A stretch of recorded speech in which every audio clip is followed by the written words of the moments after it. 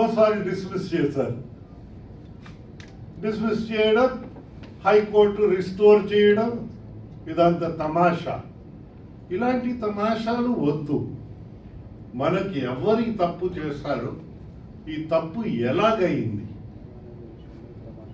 What are the things that have lent itself to this, అవన్నీ రానికంట fire walls buildup చేసి ముందు వెళ్ళవలసి ఉంటుంది. ఆ విధంగా ప్రభుత్వం రావాలనే మేము అనుకుంటా ఉన్నాం, కోరుతా ఉన్నాం. ఆ విధంగానే వస్తుందని మనం అనుకుంటా ఉన్నాం. ఏదైతే సాంపుల్ తీసుకుని డైరీకి పంపించడం ఎప్పుడైనా గతంలో విన్నామా ఇలాంటివి? అసలు పాజిటివ్ థింకింగే లేదు. అంతా ఈ రిలీజన్ లో రాజకీయాన్ని తీసుకురావడానికి ప్రయత్నం, స్వచ్ఛతని, పవిత్ర భావాన్ని కాపాడడానికి మాత్రం రావటం లేదని విషయము మనకు అర్థమవుతుంది. ఏంటి కేసు సుప్రీంకోర్టులో ఇవాళ జడ్జిమెంట్ కూడా ఇచ్చారు. ఏంటా జడ్జిమెంట్? సిట్ని ఆపలే, చేయమన్నారు కదా. ఇలాగ ఎంక్వైరీ జరగాలి, ఎవరెవరు దోషులు పట్టుకోవాలి, శిక్షించాలి.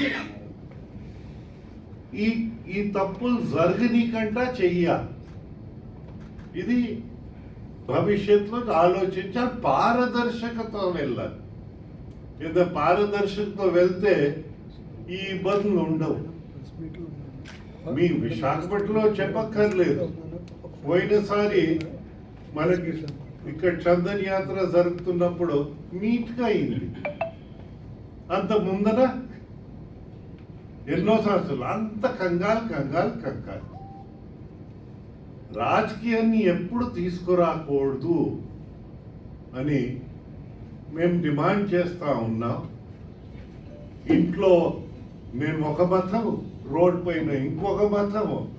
నేను ఇంట్లో ఆనెస్ట్గా ఉంటాను, రోడ్ పై నాకంటే పెద్ద క్రూక్ ఉండరని రుజువు చేస్తూ ఉంటాను. This is not the way we go.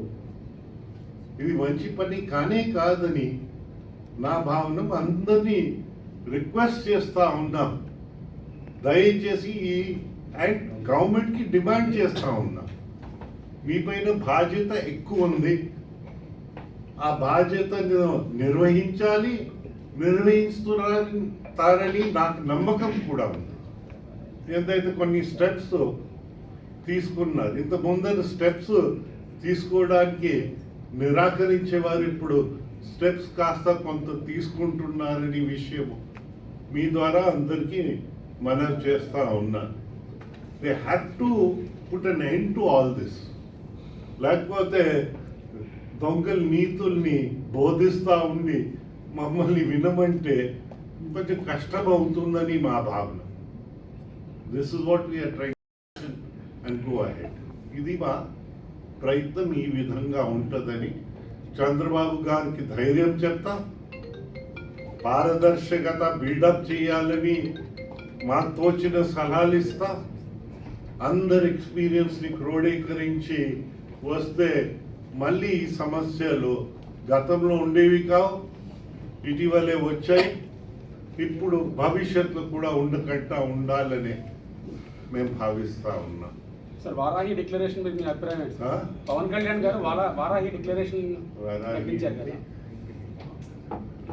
Sir. అంటే ఇప్పుడు మీరు ఆల్రెడీ ఒక సజెషన్ చేశారు. మేము ఏం సజెస్ట్ చేస్తామంటే, ప్రతి టెంపుల్ అనేసరికి దానికి ఆనవాయితీలు ఉంటాయి. ఆ ఆనవాయితీని పాటించాలి. భక్తులు ఈ టెంపుల్స్ ని చేస్తారు, భక్తులు చేస్తారు. ఇప్పుడు అది మనం మర్చిపోకూడదు.